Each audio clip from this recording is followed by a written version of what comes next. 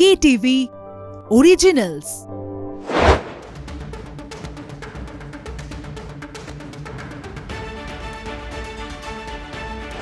নমস্কার, স্টেডিয়াম বুলেটিনে আপনাদের সবাইকে স্বাগত এবং ক্রিকেট খেলার খুঁটিনাটি খবর নিয়ে আজকের আমাদের এই স্টেডিয়াম বুলেটিন সঙ্গে রয়েছে আমার সঙ্গে আমি কথা বলবো আমাদের assistant sports editor Joyjyoti Ghosh. Joyjyoti, স্বাগত তোমাকে। ধন্যবাদ।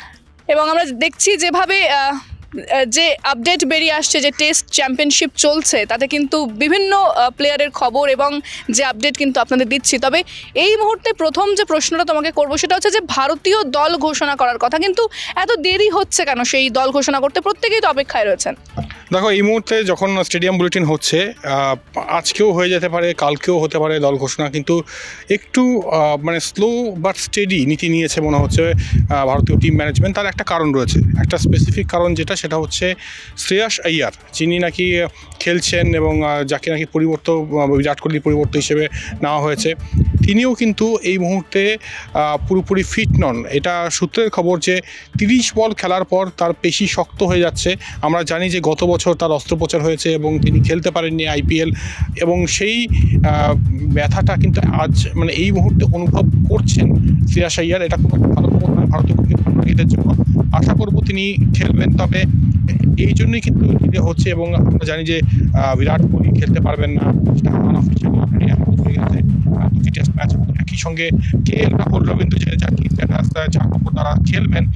জাসপ্রীত বুমরাহ হবেন নাকি আসবেন, এটাও একটা ডাইসিং হচ্ছে। তবে দেখা যাক সব মিলিয়ে যেটা হচ্ছে যে কম্বিনেশন কিন্তু এখনো পর্যন্ত ঠিক করতে পারছে না। মাঝখান দিয়ে যেটা হলো শ্রেয়াস আইয়ারের এই যে কিছুটা অসুস্থ ফিল করা,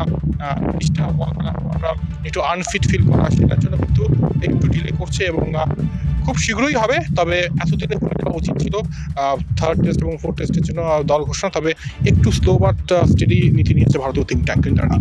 একেবারে, অর্থাৎ স্লো বাট স্টেডি। আর হয়তো কয়েকদিনের মধ্যে সেই অপেক্ষার অবসান, একেবারেই 1-2 দিনের মধ্যে সেই অপেক্ষার অবসান হবে, এটাই কিন্তু মনে করা হচ্ছে। তবে যেটা আরেকটা প্রশ্ন করবো যদি, সেটা হচ্ছে যে ঈশান কিষান, তার কি আপডেট? সে এই মুহূর্তে কোথায় দাঁড়িয়ে রয়েছে?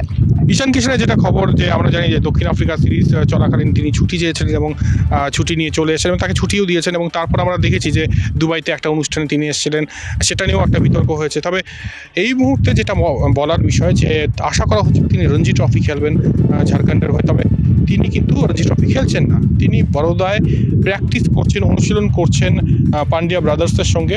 হার্দিক পান্ডিয়া, কুনাল পান্ডিয়া, আমরা জানি IPL আছে সামনে, এবং সেটার জন্য তিনি কিন্তু অনুশীলন করছেন। দুদিন আগে রাহুল দ্রাবিড় একটা স্টেটমেন্ট দিয়েছিলেন, এবং রাহুল দ্রাবিড়ের কথায় যে তাকে কম্পিটিটিভ ক্রিকেট খেলে আসতে হবে। তিনি যখন বিরতি নিয়েছেন, আমরা বিরতি দিয়েছি, তবে তাকে যদি ভারতীয় দলে ফিরতে হয় তাহলে তাকে প্রতিদ্বন্দ্বিতামূলক ক্রিকেট খেলে তবেই ফিরতে হবে। আমি বলছি না যে রঞ্জি ট্রফি খেলতে হবে, রাহুল দ্রাবিড় বলছেন এটা।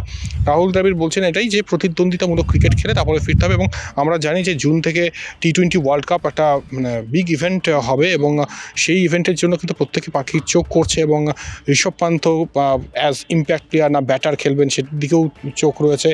এবং ঈশান কিষান অবশ্যই বিশ্বকাপের দলে ফেরার জন্য IPLটাকে কিন্তু মঞ্চ হিসেবে দেখছেন। তিনি অনুশীলন করছেন, যা খবর তিনি ফিটনেসের উপর বেশি ধ্যান দিচ্ছেন। ব্যাটিং অল্প করছেন, তবে ফিটনেসের উপর মেজর ফোকাস। আর প্র্যাকটিসও করছেন মুম্বাইয়ের ক্যাপ্টেন হার্দিক পান্ডিয়ার সঙ্গে, এবং একই সঙ্গে রয়েছেন ওখানে কুনাল পান্ডিয়া। বরোদায় প্র্যাকটিস চলছে, তবে রঞ্জি ট্রফি কিন্তু স্কিপ করছেন এক্ষেত্রে ঈশান কিষান।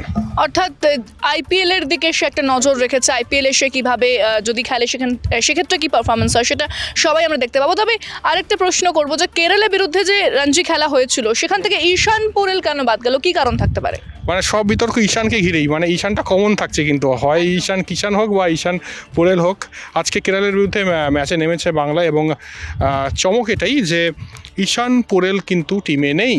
এবং ঈশান পোরেল কেন নেই সেটার একটাই কারণ, যে মুম্বাইয়ের বিরুদ্ধে যে ম্যাচটা হয়েছে সেখানে যেটা প্রত্যাশা করা হয়েছিল ঈশান পোরেলের থেকে, সেই পারফরমেন্স কিন্তু দিতে পারেনি। এবং তাতে এটা তো আর বাংলা দল বলেনি বা কোনো স্টেটমেন্ট নেই।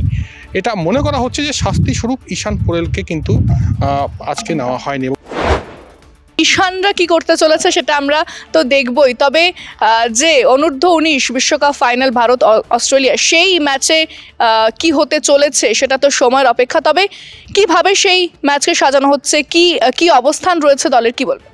দেখো, যেভাবে সেমিফাইনাল ম্যাচটা জিতেছে ভারতীয় দল, মানে যেভাবে এতগুলো উইকেট পড়ে যাওয়ার পর সচিন দাস যেভাবে ব্যাটিং করেছেন এবং পুরো ফোকাসটা কিন্তু এখন সচিনের উপর চলে এসছে। মানে আমরা টেন্ডুলকারকে দেখেছি, এখানে এই সচিন কিন্তু অন্য সচিন, এবং তার উপর মেইন ফোকাস করা হচ্ছে। ইন্ডিয়া অস্ট্রেলিয়া আমরা এবার ফাইনালও কভার করেছিলাম, ওয়ার্ল্ড কাপ ফাইনাল, আবারও সেই ইন্ডিয়া অস্ট্রেলিয়া অনূর্ধ্ব-19, অবশ্যই মানে ছোটোদের ফাইনাল। তবে এই ম্যাচটার দিকেও কিন্তু বাড়তি গুরুত্ব দেওয়া হচ্ছে। আর যেটা বলছিলাম, সচিনের ওপর বাড়তি নজর, এবং তার বাবা বলছিলেন যে তার নামটা সচিন টেন্ডুলকারের নামকরণ, মানে নাম অনুসারেই রাখা হয়েছে। 2005 সালে এই সচিন দাসের জন্ম, যিনি সেমিফাইনাল ম্যাচ জিতিয়েছে ভারতীয় দলকে, এবং সচিন টেন্ডুলকারের বিরাট ফ্যান হচ্ছে তার বাবা, মানে এই সচিন যে অনূর্ধ্ব-19 খেলছে তার বাবা, এবং সেই অনুযায়ী তার নাম রাখে সচিন।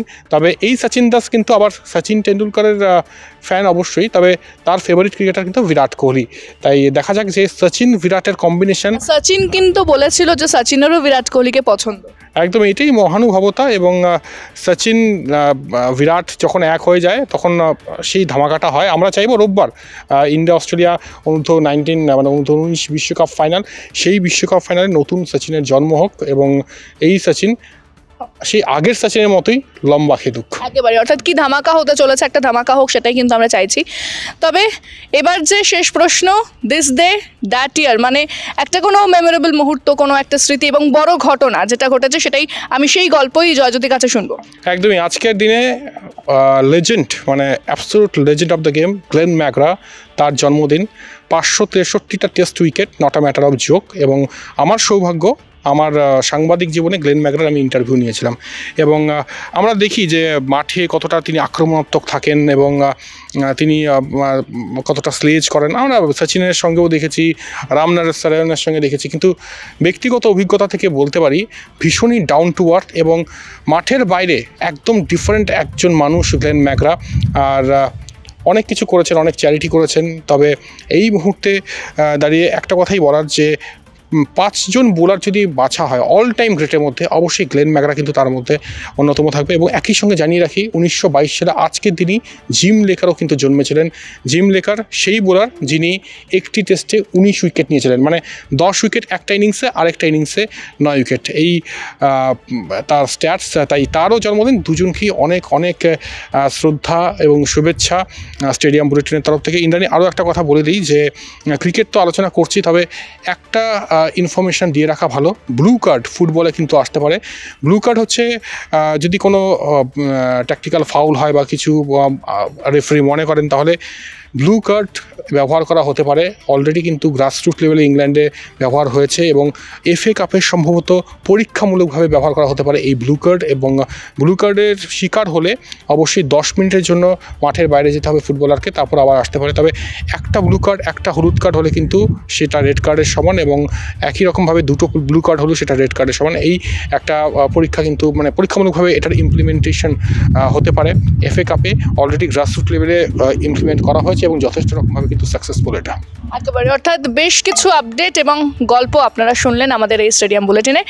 আজকের স্টেডিয়াম বুলেটিন এই পর্যন্তই। অন্যান্য খবর এবং খেলার খবরের খুঁটিনাটি আপডেট জানার জন্য অবশ্যই নজর রাখতে হবে কলকাতা টিভি ডিজিটাল এবং কলকাতা টিভিতে রাত দিন 7 দিন।